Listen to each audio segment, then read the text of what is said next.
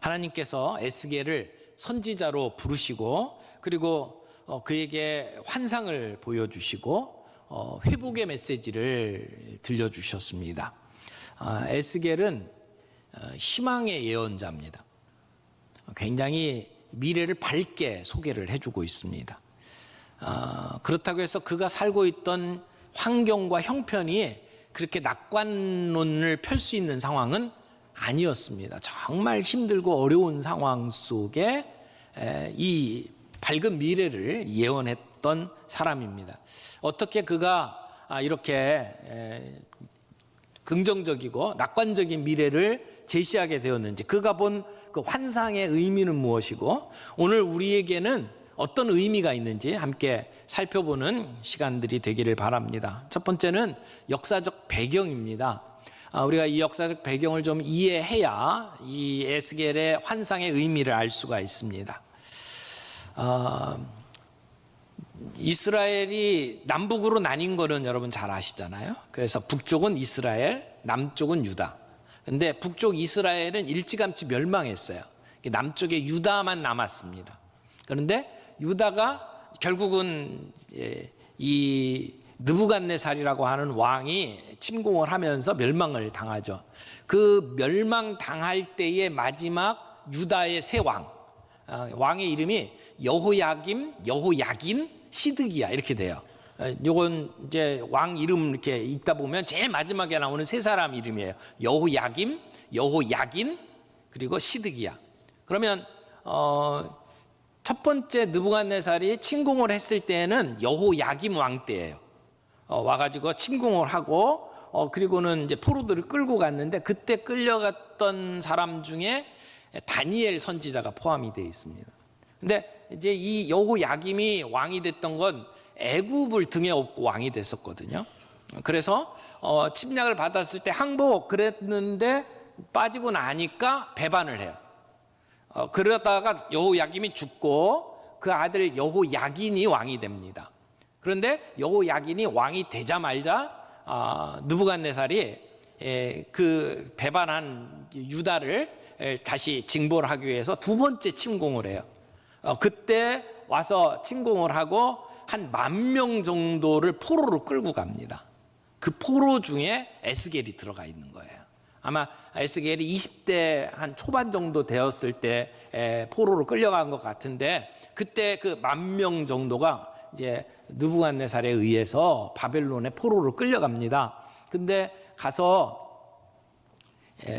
여기 에스겔이 환상을 보는 게 그발 강가라고 돼 있는데 거기가 이제 티그리스 유프라테스 강이 있잖아요. 근데 유프라테스 강의 지류예요. 그발 강가가. 이제 거기에서 이 운하를 파는 일들에 이 노예들을 동원을 했는데 아마도 에스겔도 그 노역에 이제 강제 동원이 돼가지고 그 일들을 하고 있던 가운데 기도하다가 이 환상을 보게 되었던 것으로 보여집니다.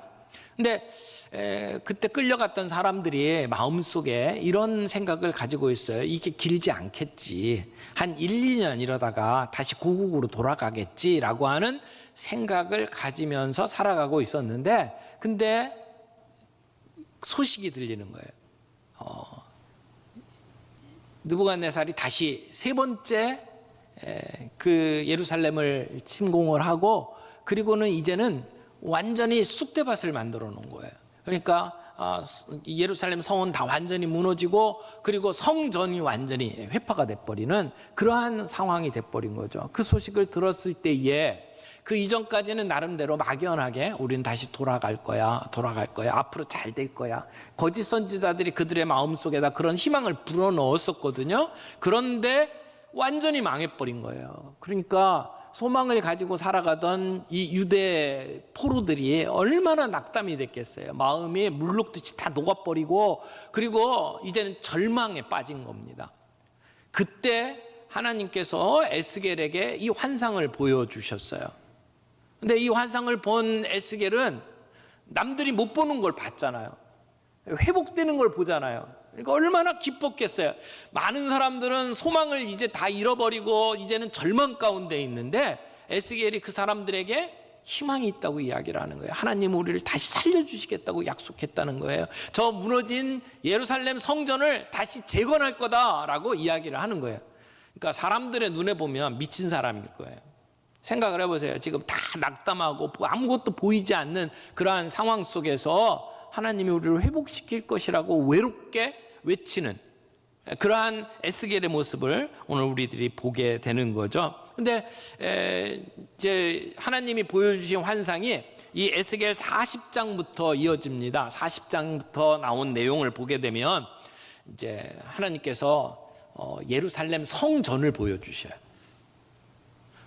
성전이 지어졌던 게 솔로몬 왕 때 지어졌잖아요. 그러니까 솔로몬 성전이 있고, 이제 그 다음에 이제 그 포로로 끌려갔다 돌아와서 세워진 성전이 있고, 그리고 나중에 이제 예수님 때에 그 세워졌던 그 성전이 있어요. 그러니까 성전이 3개 정도 이렇게 실제로 세워졌는데, 오늘 본문에 나오는 이 성전은 눈에 보이지 아니하는 성전이에요. 그러니까 바벨론 포로로 끌려가면서 무너졌던 성전을 하나님께서 이렇게 다시 세울 거야 라고 설계도처럼 그 성전을 보여주시는 거죠. 에스겔을 데리고 성전 구석구석 가면서 여기는 가로가 얼마, 세로가 얼마, 높이가 얼마 이러면서 성전을 하나하나 가르쳐 주시고 보여주시는, 그래서 구경하는 내용으로 담겨져 있습니다.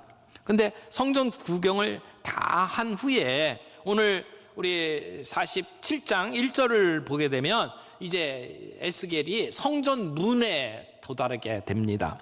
근데 그 성전 문에서 흘러나오는 물줄기를 보게 되죠.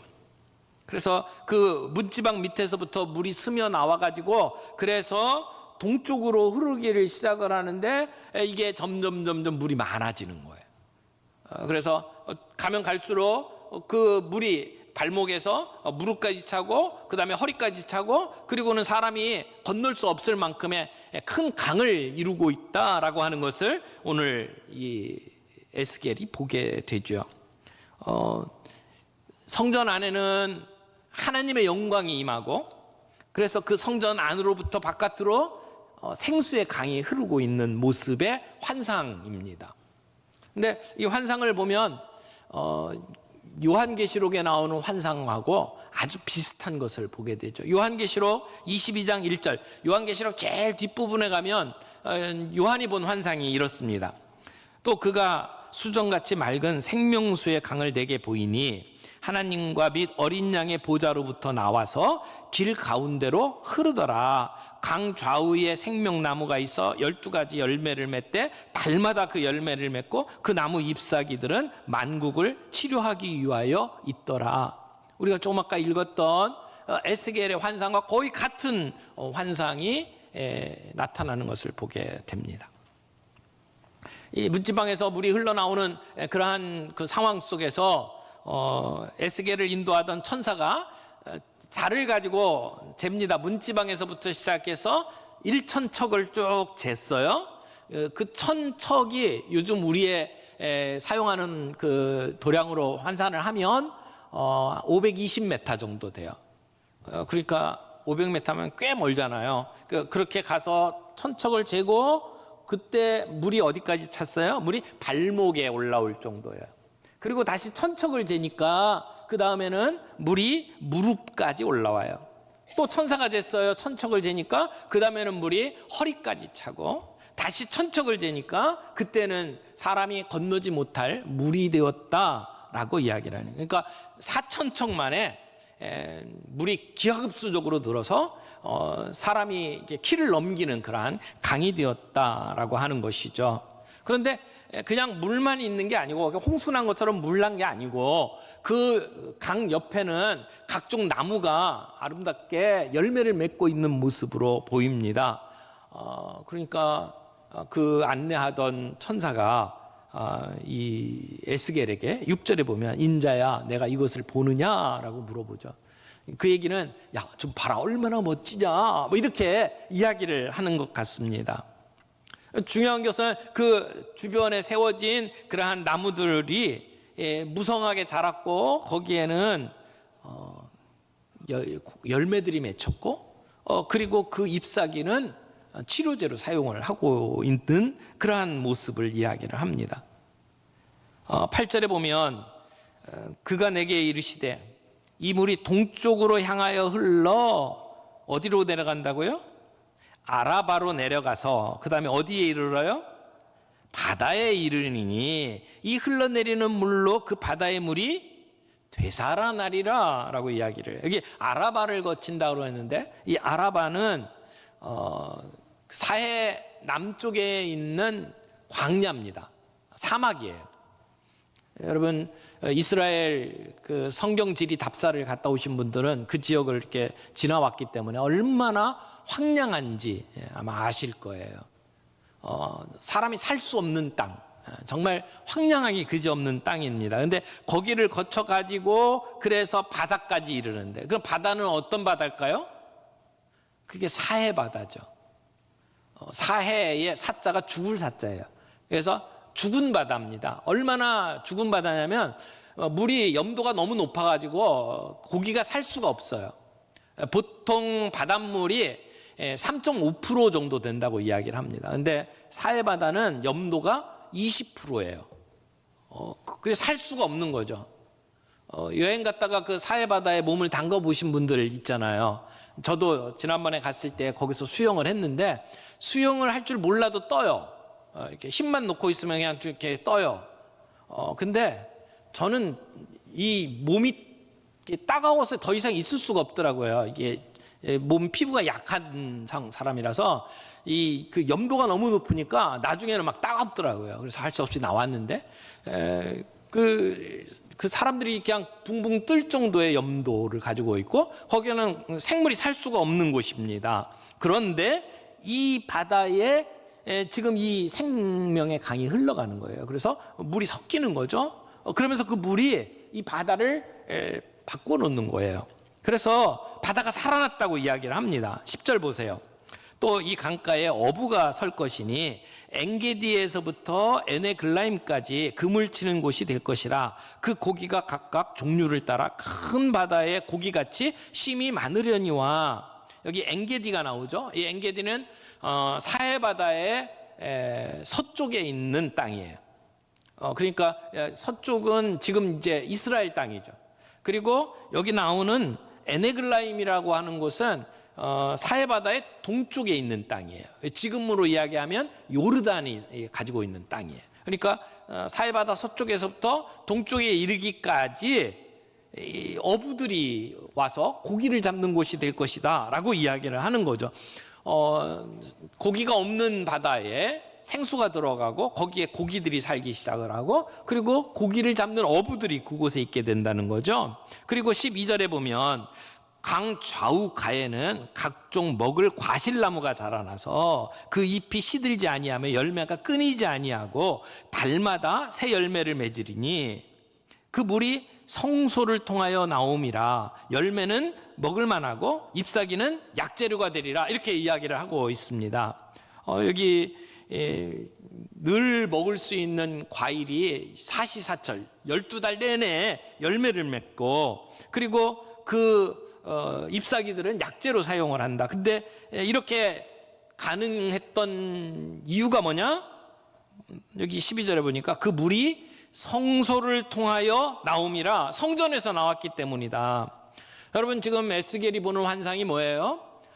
성전으로부터 시작해서 물이 나와서 점점 큰 강을 이루고 그리고 그것이 사막을 이렇게 푸른 초장으로 만들고 그리고 죽은 바다를 고기가 살 수 있는 그러한 바다로 바꿔놓고 그리고 그곳에 많은 어부들이 생겨날 것이다 라고 하는 회복의 메시지잖아요. 죽었던 땅이 살아나고 죽었던 바다가 살아나는 그러한 환상입니다. 소망이 없던 곳에 사람들이 실망하고 포기한 땅에 하나님의 역사가 임하니까 그곳이 되살아나는 역사가 일어났다라고 하는 것입니다. 그래서 성전에서 흘러나온 물이 온 땅과 바다를 살려내는 비전을 보는 거죠. 지금 너무 힘들어요. 고국에서 들려온 소식을 들으면서 모든 사람들의 마음이 촛물처럼 녹아내렸단 말이에요. 그래서 모든 사람이 정말 절망 속에 빠져 있는 그때에 에스겔은 이 환상을 본 거예요. 그러니까 웃지 않을 수가 있나요? 그러니까 소망 가운데 살아갈 수 있지 않을까요? 그러니까 사람들을 만날 때마다 하나님이 내게 이런 비전을 보여주셨다. 절망하지 말아라. 소망 가운데 살아라. 견뎌내자. 이런 얘기를 했다는 거죠. 자, 여러분, 그러면 이 에스겔의 환상이 본 역사적인 의미를 좀 살펴보죠. 몇 단계의 그 의미를 가지고 있습니다. 에스겔이 본 환상이 지금 포로로 끌려가 있는 상황에서 주어진 메시지인데 정말 그 예언대로 이루어졌나요? 첫 번째 단계에 이루어졌던 내용은 70년 만에 이 유다 백성들이 다시 고국으로 돌아가게 되었죠. 포로로 끌려갔던 사람들이 다시 고국으로 돌아와서 예루살렘에 성전을 짓게 되고, 그리고 예루살렘에 무너졌던 성벽을 수축하고, 그리고 그 새로 지어진 성전에서 에스라가 하나님의 말씀을 선포합니다. 새벽에서부터 시작해서 정오에 이르기까지. 그러니까 한 6시간, 7시간을 하나님의 말씀을 선포하는데 그 말씀을 온 백성들이 졸지 않고 듣습니다. 그리고는 그 말씀에 반응합니다. 너무나도 감격해서 울고, 그리고 하나님을 찬양합니다. 이게 에스겔의 환상이 이루어진 역사적인 모습이죠. 이 영적 원리에 대해서 세 가지로 좀 함께 나누려고 합니다. 첫 번째는 생명의 근원이 성전에서부터 시작된다라고 하는 거예요. 생명의 근원은 성전에 계신 하나님이에요. 여러분, 지금 이 강물이 어디서부터 나왔다고 그랬어요? 성전 문지방에서부터 나왔다고 그랬죠. 그러니까 성전의 의미는 하나님이 우리와 함께 하신다는 것을 상징적으로 보여주는 장소예요. 오늘 우리가 예배당에서 예배를 드리고 있지만 이 예배당은 구약 성경에서 이야기하고 있는 성전은 아니에요. 구약 성경에 나오는 성전은 예루살렘 성전이고요. 그 성전은 하나님이 우리와 함께 하시는 자리, 그래서 하나님을 만나는 자리, 하나님이 임재하시는 자리로 말하고 있습니다. 오늘 우리들이 얘기하는 이 예배당과는 개념이 좀 다르죠. 근데 그 예수님이 이 땅에 우리의 성전으로 오셨어요. 예수님을 이제 임마누엘이라고 하잖아요. 하나님이 우리와 함께 계신다. 임마누엘로 오신 예수님은 바로 하나님을 만나는 자리예요. 그래서 예수님이 성전이에요. 구약 시대의 그림자로 나타났던 예루살렘 성전의 의미는 예수님을 통해서 완성이 됩니다. 우리가 복음은 선물입니다라고 이야기를 하는데, 좋은 선물이 다 어디로부터 온다고요? 우리 하나님으로부터 온다고 이야기를 합니다. 우리에게 꼭 있어야 될 것, 우리가 소중하게 생각하는 것, 그것이 위에 계신 하나님으로부터 온다라고 이야기해요. 여러분, 우리가 정말 필요하고 정말 중요하게 여기는 것들이 만약 사람으로부터 온다, 그러면 어떻게 될까요? 망하는 거예요. 사람들이 얼마나 변덕이 많아요. 그리고 사람들이 얼마나 많이 속입니까? 그게 오래가지 않습니다. 근데 하나님으로부터 온대요. 하나님은 변함이 없으신 분이에요. 변덕이 없으신 분이에요. 그 하나님이 우리의 생명의 근원이고 내가 누리는 모든 좋은 것의 근원이라고 이야기를 하는 겁니다. 시편 103편 5절에 보면 이렇게 말씀합니다. 좋은 것으로 내 소원을 만족하게 하사 내 청춘을 독수리같이 새롭게 하시는도다. 여러분, 좋은 것으로 내 소원을 만족해 하시는 하나님, 이 독수리와 같이 우리의 청춘을 날마다 새롭게 하시는 하나님, 그 하나님이 근원이 되신다. 그러면 하나님으로부터 우리가 이러한 좋은 것들을 받는다면 우리는 절망할 이유가 없습니다. 실망할 이유가 없습니다. 어떻게 하면 이 좋은 것들을 우리가 받아 누릴 수 있을까요?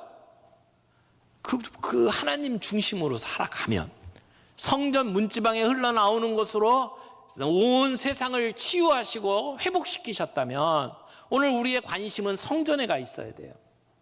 성전 중심의 삶을 살아야 돼요. 그 얘기는 하나님 중심의 삶을 살아야 된다는 거죠. 하나님의 임재 속에 살아가는 삶이 되어야 한다라고 말을 하는 겁니다. 두 번째, 하나님의 은혜는 오늘도 충만합니다. 에스겔이 보았던 그 환상은 오늘 우리 시대에 우리에게 이루어지는 일입니다. 하나님의 은혜는 오늘도 풍성합니다. 죽은 땅이 살아나는 놀라운 역사, 그것은 하나님의 생명의 역사가 얼마나 풍성한지를 보여주는 모습입니다. 여러분, 풍성하다는 표현 기억해 보십시오. 우리가 누리는 우리의 영적 생명력은 그냥 예수 믿고 나서 그냥 간간히 막 그냥 힘들게 그냥 이렇게 받아 먹는 그런 삶이 아니라 주님이 우리에게 생명을 주시되 풍성하게 하신다고 하셨잖아요. 우리의 삶이 풍성한 걸 이야기해요. 생명수로 생명을 얻긴 얻었는데 풍성한 생명을 누리지 못한다면 오늘 우리의 삶에 뭔가 문제가 있는 거예요. 여기 요한복음 1장 14절에 보면 말씀이 육신이 되어 우리 가운데 거하시며, 여기 우리 가운데 거하신다, 거한다는 말이 텐트가 되셨다, 그런 말이에요. 예전에 이스라엘 백성들이 성전이 아니고 그때는 성막이었잖아요. 그러니까 성막 텐트를 친 것을 표현하는 거예요. 말씀이 육신이 돼요. 누가? 말씀이, 예수님이 육신이 되어서 우리 가운데 거하셨다. 근데 그 영광을 보니 아버지의 독생자의 영광이요, 은혜가 진리가 어떻다고요? 충만하더라. 좀 더 내려가서 요한복음 1장 16절에 보면 이렇게 얘기합니다. 우리가 다 그의 충만한 데서 받으니 은혜 위에 은혜더라. 은혜 위에 은혜더라. 여러분, 그 은혜가 있기를 바랍니다. 그냥 구원받고 새 생명 얻었다라고 하는 차원이 아니라 은혜 위에 은혜를 누릴 수 있는 저와 여러분들이 되기를 바라요. 세 번째 영적 원리는 하나님의 능력이 어떤 정도의 능력이냐, 죽음 받아도 소생하는 능력이다라고 하는 것입니다. 여러분, 그 능력을 사모하는 저와 여러분들이 되기를 바랍니다. 사도행전 1장에 보면 때와 기한을 하나님께 두었다, 하나님 아버지의 손에 달렸다, 이건 하나님의 주권에 해당하는 일이에요. 우리는 몰라요. 그러나 오늘 우리가 해야 될 일이 뭐예요? 성령 충만함을 받고 믿음 가운데 그것을 준비하는 거잖아요. 오늘 우리가 북한 바라보면서 함께 비전 예배를 드립니다. 저는 이 자리가 에스겔의 환상을 함께 보는 자리가 되었으면 좋겠습니다. 불가능한 것 같이 보이는데 하나님께서 일으키시는 역사를 내다보며 준비하는 그런 교회가 되기를 바랍니다. 여러분, 독일의 동독과 서독이 통일을 했잖아요. 그때 그 통일이 뭐 잘 준비해가지고 좋은 결정을 내려서 통일이 된 게 아니에요. 갑자기 우발적으로 이루어진 통일이에요. 베를린 장벽이 무너졌던 것도 예견에 없었던 거예요. 뭐 이렇게 사인을 하고 된 게 아니에요. 동독에 있던 서기장이 이제 앞으로 뭐 이런저런 이제 해외에 나가는 거 이제는 문호를 개방하겠습니다. 그렇게 기자회견을 했는데 기자가 그게 언제입니까? 그렇게 질문을 했어요. 그게 언제입니까? 오늘이라도 가능합니까? 그랬는데 이 사람이 우물우물하다가 오늘도 될 텐데 이렇게 얘기했어요. 그 말을 듣고 뚫렸다 생각하고 모든 동독 사람들이 베를린 장벽으로 간 거예요. 몰려든 거예요. 근데 그걸 지키고 있던 사람이 이걸 차곡차곡 내보낼 수가 없잖아요. 사람들이 완전히 몰려갖고 자칫 잘못하면 큰 사고가 날 것 같으니까 그냥 문을 그냥 열어줬어요. 그래서 무너져 버린 거거든요. 여러분, 소련, 그 당시에 소련이 민주화 운동이 일어나면서 동독을 통제할 수 있는 힘을 잃어버렸어요. 주변에 있는 나라가 원해서 된 게 아니에요. 오늘 우리나라의 통일을 원하는 나라가 어디 있습니까? 러시아, 중국, 일본, 그 어떤 나라도 통일을 원하지 않아요. 심지어 미국도 통일을 원하지 않아요. 불가능해 보여요. 그러나 저는 믿습니다. 하나님이 움직이시면 우리가 생각하지 못했던 방법으로 하나님은 여실 거라고 믿습니다. 어느 날 여실 때 아무런 준비가 안 돼 있으면 어떡할 거예요? 아무런 준비가 안 돼 있는데 통일은 재앙입니다. 오늘 우리가 기도로 준비하고 물질로 준비해야 된다고 믿습니다. 그런 차원에서 우리가 함께 통일을 꿈꾸는 이 에스겔의 환상을 내 것으로 삼고 그 하나님의 놀라운 역사를 기대하면서 함께 기도하고 함께 준비하는 저와 여러분들이 되기를 바랍니다. 에스겔의 환상은 우리의 환상입니다. 하나님께서 성전을 통해서 역사하시는 하나님의 임재 속에 성령 충만한 가운데 우리가 살아간다면 우리 시대, 우리의 두 눈으로 하나님께서 그 마른 땅을 살려내시고 죽은 바다를 살려내시는 그런 놀라운 역사, 풍성케 하시는 역사를 경험하게 될 줄로 믿습니다. 그렇게 기도하며 준비하는 저와 여러분들이 되기를 바랍니다.